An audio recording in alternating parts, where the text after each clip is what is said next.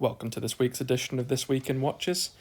In celebration of nearly hitting 50 subscribers, and for Russell over at Mad Watch Collector hitting, I believe, 4,000, thought I'd treat myself to a beer for this week, so you can see a nice verdant West Coast IPA in tow. Hope you enjoy the video. So as per normal this week, we'll be going through highlights of YouTube, some nice highlights from Instagram, and some random non-watch related things just to keep things interesting.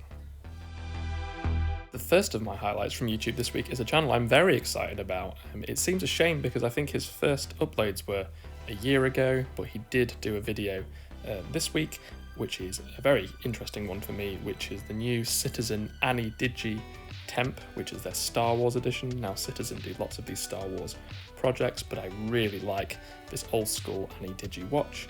Hitmix Instagram channel is kind of the route that I was aware that Citizen had produced this watch back in the day, and the chap that's running this digital horology channel really seems to know his stuff around this particular model. Did a really nice unboxing and review of this very recently released watch. From what I can see from some of his earlier videos, it's indicating that he has an interest in retro games as well. I think it was something around why retro gamers should collect watches. So this channel was designed for me, so I really do hope that he continues to release videos, and I'll be definitely continuing to check in on this channel. The second channel I'm highlighting this week was again on a recommendation from the Timeless Watch channel, who recommended Watch Gringer from the other week.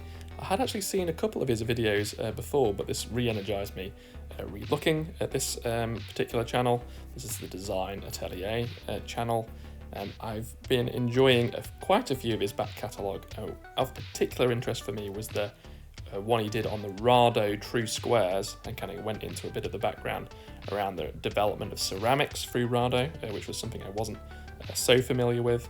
For reasons I'll explain later, I've been interested in these true square models, but the video that I've highlighted up front here is his kind of review of some of these more small updates to the Explorer II series as released at the recent Watch and Wonders that everyone and his dog has been doing videos of on YouTube. So yeah, really enjoyed this one, and a nice representation of Aruba watch collecting from the Design Atelier.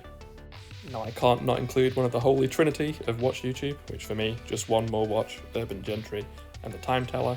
His video I enjoyed this week was the not a G-Shock alternative, the Seiko DigiTuner review. Now it wasn't necessarily the most favourable review in that it's not a replacement for a G-Shock, but it was a pretty damn cool looking watch. I personally really like it. I think he was tilted towards not going for it, but this actually put it on my radar rather than took it off my radar. Potentially too big for me. I think these tuner watches, well, whether it's a tuner or not is one of the questions he raises, but it's a very fun watch nevertheless. And the final channel for this week, not necessarily that I'm excited about the channel in particular from Design, but it was one of the only instances I could see of a bit more of a hands-on review, or at least promotion of this particular true square yellow model, kind of sci-fi inspired from this British designer, Ted Chauhan, I think it's pronounced. And again, I've been getting interested in Rado more generally. I like their Captain Cook, I think it's good for a slim wrist, well, according to Teddy Baldassare, but I also really like this True Square series and kind of the history of ceramics that exists within Rado, so that's kind of a bit of a rabbit hole I've been down this week, so yeah, checking these out. Now, being a bit self-oriented, I suppose I've made a YouTube channel as a total outlet for my interest, just some of my own acquisitions for this week.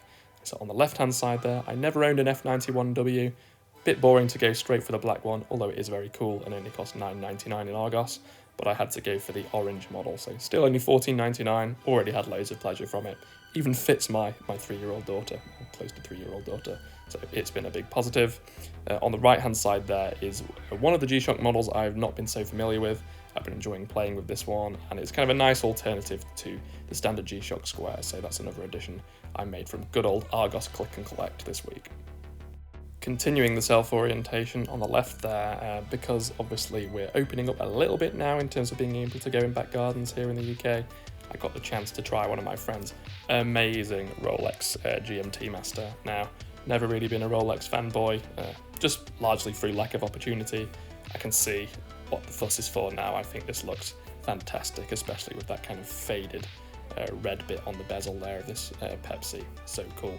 On the right hand side there, one of my photos that seems to be doing well on Instagram. Talking of Instagram, have to start with one of my new favourite channels. Where has it been all my life? Is this Hitmix channel. On the left hand side there, some of the original versions of the Ana-digi temps. He seems to be someone who has quite a few of these. Really nice example there on the left. On the right hand side there, a whole wrist full of some super cool Casios that I've never seen before. I hear that he's pretty good at mending and fixing these sorts of things himself, so starting off with Hitmix, what a cool array of digital watches there. And of course, in G-Shock Squareland, on the left there, absolute heartbreaker of a watch, the new NASA G-Shock Square, the 2021 version. Never managed to get my hands on the previous all-white version, and now they've got a new one, of course, US only. So yeah, probably not going to get one of these, but it's testing my discipline to not get it. On the right hand side there is G Collector Germany, also one of my new favourite G-Shock channels, with his really nice multicoloured DW5610DN-9, a little bit like the Kid Cudi but in square format. How cool. Next, as you'll see, over the Easter weekend recently I was having a good dig around some old school, I think it was between 84 and 86 Argos catalogues as well as the Casio catalogue, because I'm so cool like that. And then obviously had to look up, does anyone own these days? So yeah, dug onto some older photos on Instagram and saw this really cool example on the left there from AZ Watch Collector of one of the precursors to the G-Shock within the Casio range, which was the DW1000C. They claim that it's kind of one of the first examples, or the granddaddy of them all. On the right hand side there, one of those other additional kind of Casios with the mixed colours, which I hadn't seen before, so thought this was also quite a nice one. I couldn't not include it, so on this slide you can see the other Citizen Star Wars Ana-digi temp watch. This is probably the one I'd go for in black. How cool is that?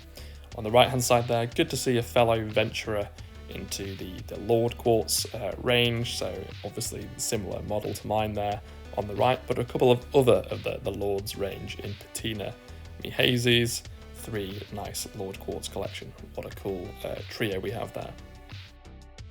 Now, of course, I can't ignore all of the buzz around some of these new watch releases over the last couple of weeks. Everyone else has already obviously commented on these, but on the left-hand side there, probably the ones I'm most excited by, which is in my favourite Oris range. They've actually gone with the full bronze here, including the bracelet itself. I'd be interested to see how these patinaed over time, so I'm going to be keeping an eye on these. I really like these. I think it's not popcorn, cotton candy colours. So yeah, the blue, green, and the pink. Not sure if I could pull off the pink, but the blue and the green there, really nice. And on the right-hand side there, one of the most divisive watches outside of maybe the Audemars Piguet Black Panther watch recently is the two-tone Explorer I.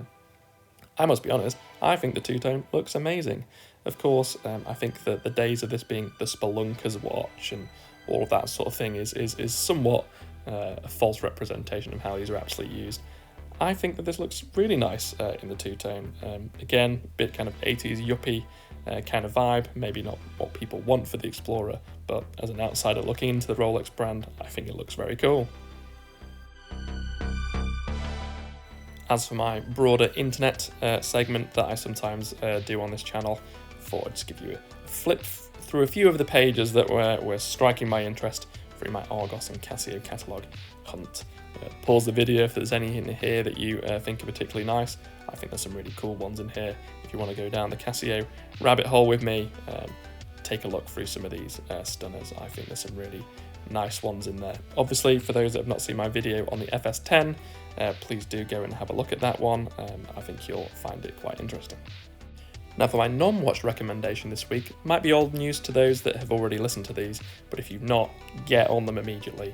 On the left-hand side there is the S-Town series, which does also have a watch connection. I won't spoil it, but the main protagonist within this story is actually someone who mends clocks. His intelligence maybe outstrips his surroundings, and there's a mystery that is uncovered. Real life story as well. Really recommend the S-Town series, you won't regret it. From the same people who do this is all the serial This American Life series.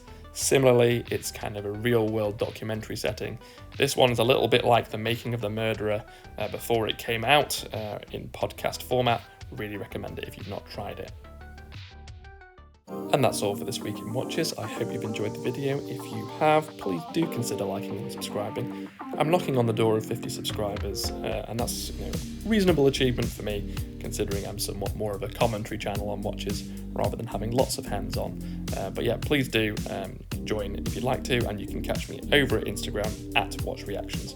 Hope you have a fantastic rest of your day.